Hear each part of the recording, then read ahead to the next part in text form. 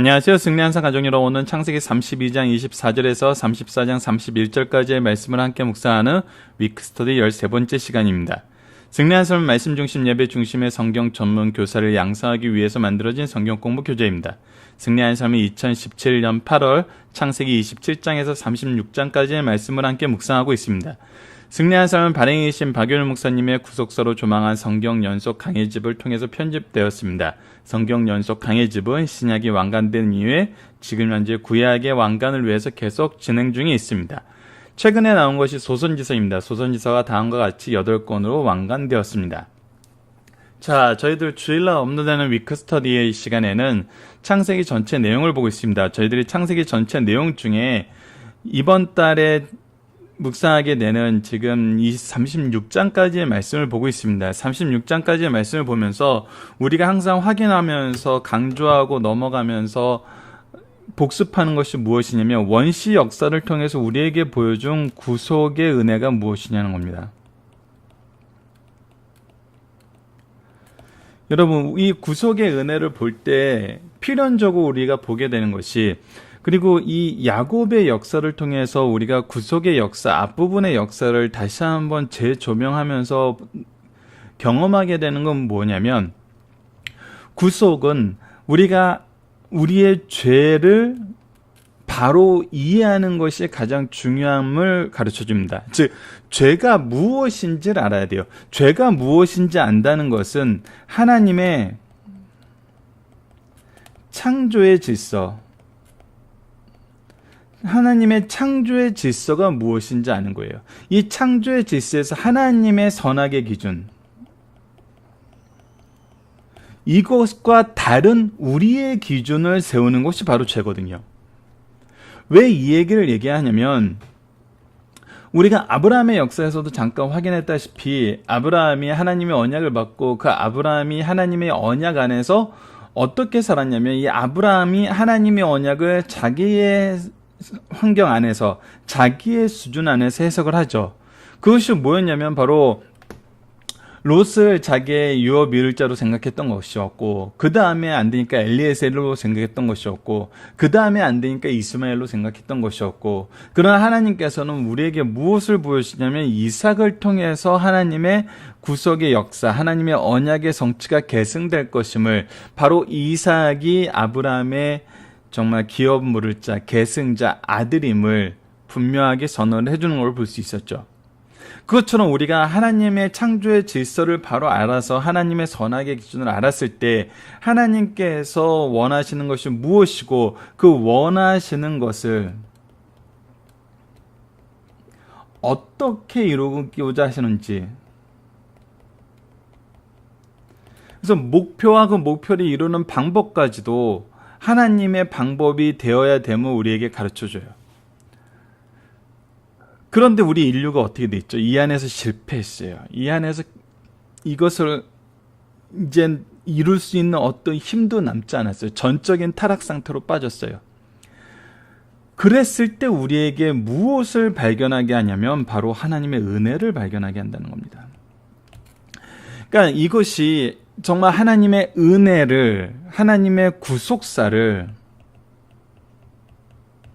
바로 이해하려면 창조주 하나님의 질서와 그 질서를 우리가 어떻게 어겼는지, 그 죄의 결과가 무엇인지, 죄로 인해서 우리가 어떻게 변했는지를 알아야 돼요. 그랬을 때 우리를 구원하시려는 하나님의 은혜의 역사를 우리가 바로 이해할 수 있게 된다는 거예요. 그것이 이 원시 역사 앞부분에서 우리에게 충분하게 보여줬어요.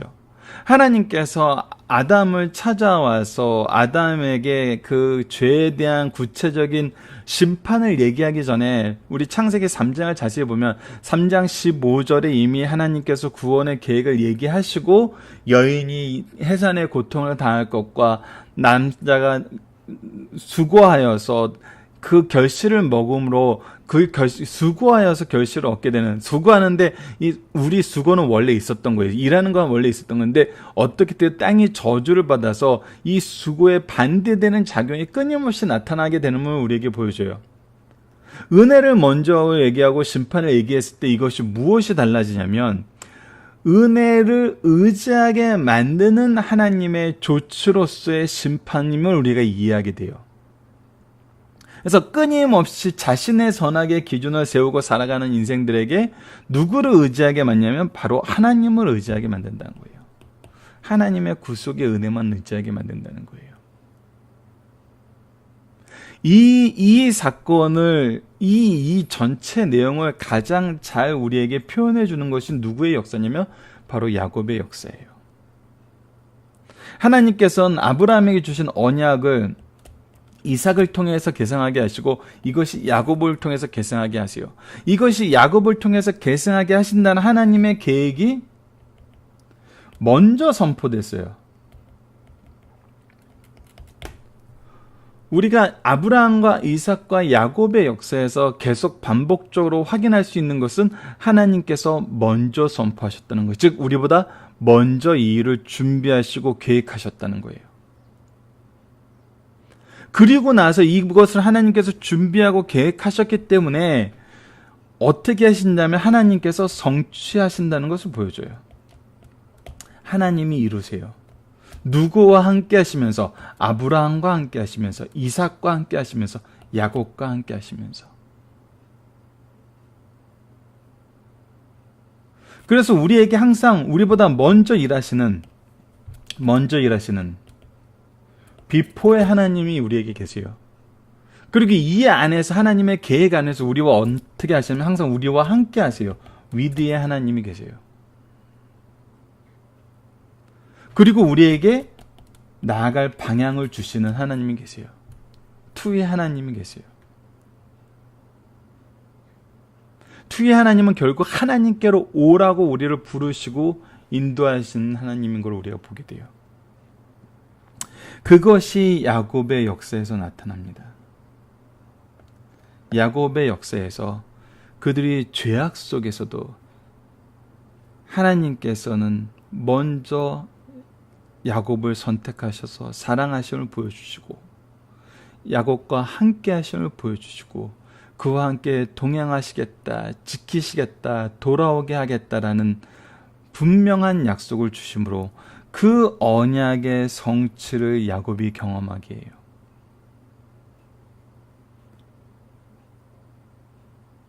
이 안에서 우리가 구체적으로 더 많이 발견하는 것이 지난주에도 같이 나눴던 부분이죠. 무엇을 발견해요?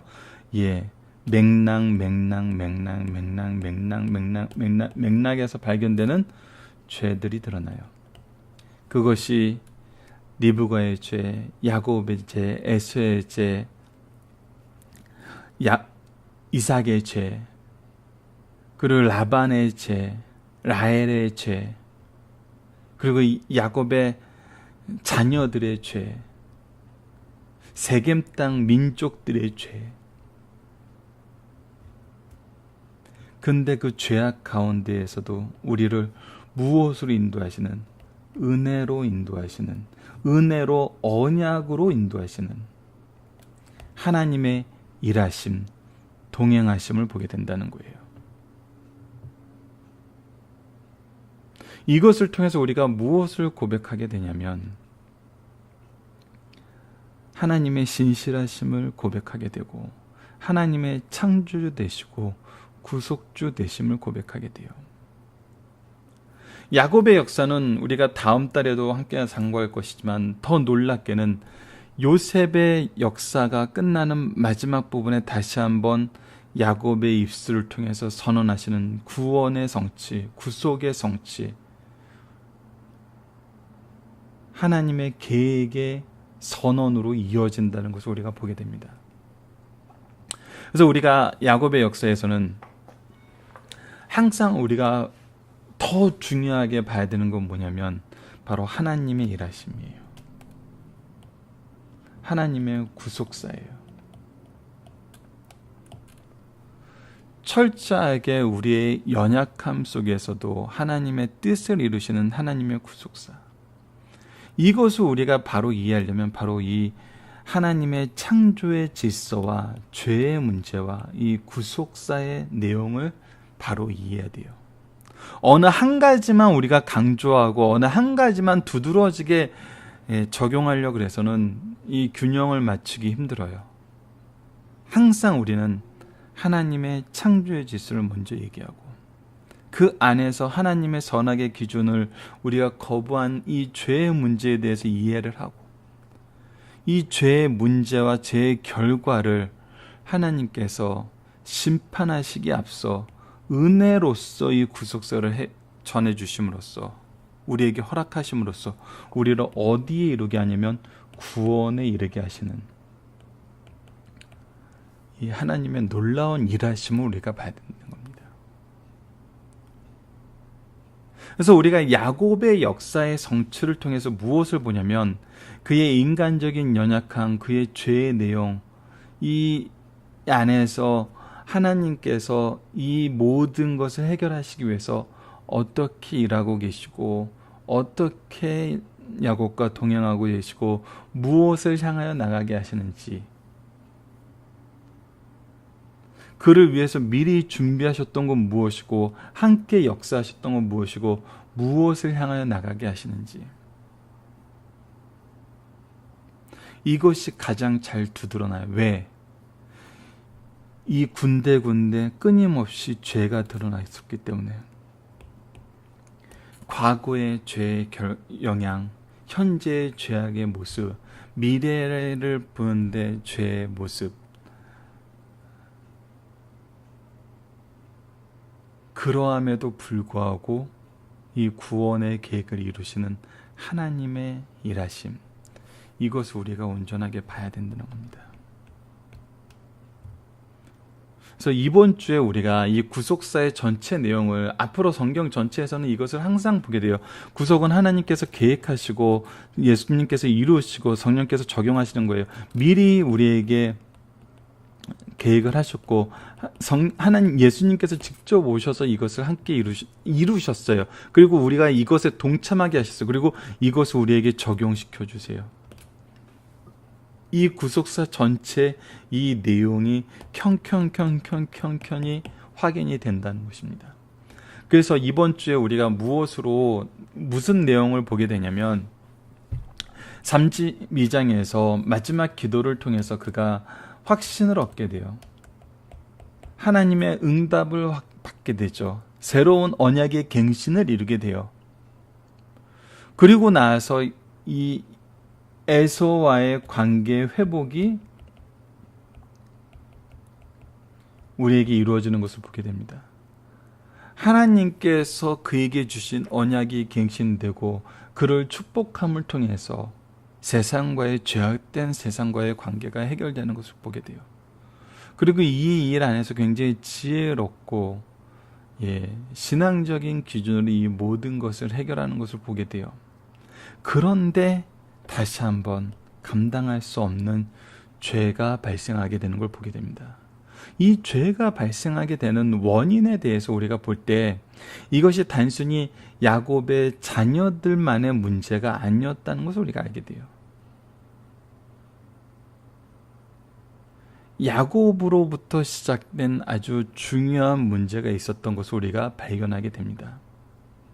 결국 이 모든 은혜 속에서도 우리의 연약함은 다시 죄의 형성과 죄악 세상과의 동참과 이 죄악 세상의 관계에서 다시 한번 갈등과 더 큰 죄를 짓게 되는 마치 이삭이 하나님의 언약보다 자신이 원하는 것을 이루려고 했을 때 이것이 에서의 죄, 리브가의 죄, 야곱의 죄로 이어지는 이 굉장히 죄를 재생산하고 확대 생산하는 그 과정이 다시 한번 34장에서 반복되는 것을 봐요.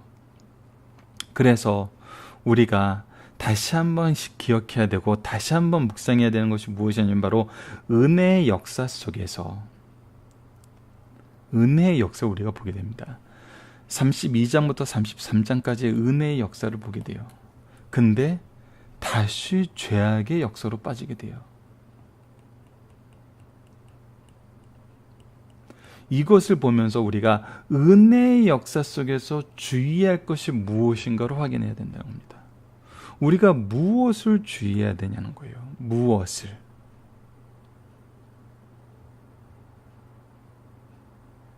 특히 우리에게 허락하신 은혜가 성취된 것처럼 보였을 때 우리가 더욱더 주의해야 될 것이 있다는 거예요. 더욱더 주의해야 될 것이 있다는 거예요. 여러분, 이 두 가지로 항상 우리가 봐야 돼요. 하나님께서 아브라함에게 주신 언약이 있어요. 바로 땅의 언약과 자손의 언약이었어요. 이 땅의 언약과 자손의 언약을 통해서 궁극적으로 이루시려는 게 뭐예요? 바로 예수 그리스도를 통한 구속의 완성이죠. 그것이 아까 우리 앞쪽의 표에서 보게 된 구속사의 표에서 확인하게 되는 내용이에요. 그러면서 이 구속, 전체 구속의 역사 속에서 아브라함에게 주셨던 특별한 은혜가 있고, 이것을 계승하게 한 이삭에게 주셨던 특별한 언약이 있어요. 은혜가 있어요. 아브라함에게는 100세에 육체적인 모든 기능이 죽었을 때 창조의 하나님, 부활의 하나님을 믿게 하시기 위해서 이미 모든 것이 죽었을 때 약속한 이삭을 주셨어요. 이삭에게 무엇을 주셨어요? 풍요의 은혜를 주셨어요. 100배의 결실을 맺게 하시고 평안하게 하나님의 뜻에 따라서 살 때 이 아브라함의 역사가 이삭을 위해서 준비된 여호와의 이레가 계승되는 것을 보는 특별한 은혜를 주셨어요. 야곱에게 무엇을 주셨어요? 내가 너와 함께하고 너를 지키고 돌아오게 한다는 언약의 구체적인 이 큰 구속의 틀 안에서 각자에게 주셨던 은혜가 있었어요. 근데 이 모든 것은 결국 아브라함에게 주셨던 이 언약의 성취, 즉 그리스도 예수를 통한 구속의 완성을 위해서 선택된 자손이고, 그것을 계승하는 것이 이들에게 가장 중요한 사명이고 소명임을 우리로 하여금 알게 해요. 근데 야곱이 우리가 이번 주 말씀을 통해서 확인하게 되는 건 무엇이냐면, 자기에게 주셨던 그 언약이 그 언약으로 끝나는 것을 보게 돼요. 아브라함의 이삭을 100세에 주셨던 거, 바로 예수 그리스도를 바라보게 하는 믿음을 갖게 하시기 위한 거였어요. 창조의 믿음, 부활의 믿음을 갖게 하신 거였어요. 이삭에게 주셨던 이 100배의 축복, 하나님의 뜻 안에서 하나님의 역사하시면서 하나님께서 풍족하게 해결해 주시고 하나님께서 모든 역사를 주관하고 계심을 보게 하는 거였어요. 야곱의 역사에서 그의 죄악된 죄 속에서도 하나님의 은혜의 역사가 우리를 어떻게 인도해 주는지 보여주는 거였어요. 결국 그것은 무엇을 바라보게 하는 거였어요? 구속사를 바라보게 하는 거였어요. 동시에 이 구속사를 어떻게 하는 거였어요? 계승하게 하는 거였어요.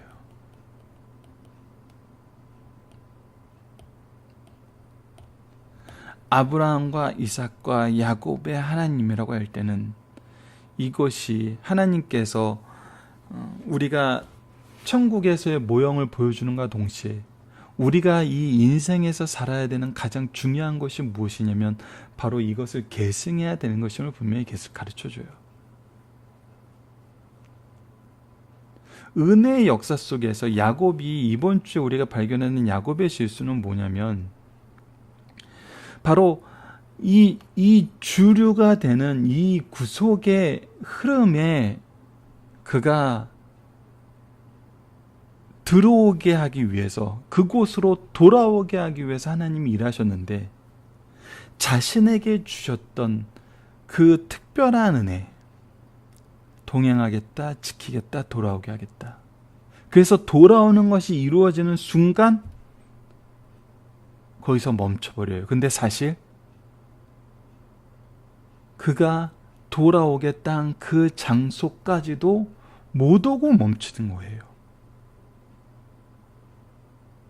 그래서 우리에게 주어진 은혜를 내가 원하는 바로 이 순간으로 끝났어. 이것으로 나는 정말 만족해. 결국은 나에게 주신 은혜가 나만을 위한 은혜로 내가 해석되었을 때 우리는 다시 죄악을 반복하게 되는 걸 보게 된다는 거예요. 결국 우리가 계속 봐야 되는 건 뭐냐면 이것을 계승하게 하는 거예요. 이것을 이루어 하나님의 흐름 안에서 우리가 끝까지 수고하는 거예요. 끝까지 수고하는 거. 그것이 바로 계승의 모습이거든요.